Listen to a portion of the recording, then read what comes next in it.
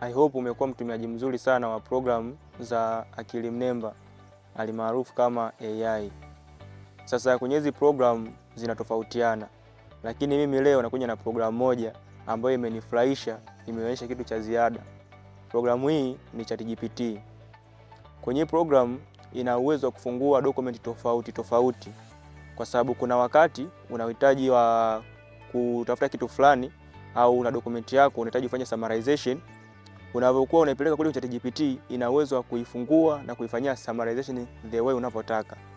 Lakini pia kitu kingine cha ziada ambacho imenionyesha ambacho ni tofauti na AI nyingine, ina uwezo wa create document kwenye format unayoitaka. Maybe umeandaa document yako unahitaji iwe kwenye Microsoft Word.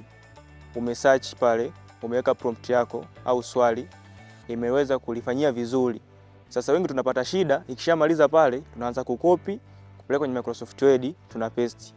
Lakini kwenye programu hii imekuja na option hii hapo ambayo itakusaidia kugenerate moja kwa moja hiyo format ya document husika unayotaka. Maybe ni PDF, Microsoft PowerPoint, au ni Microsoft Word, Markdown na nyinginezo.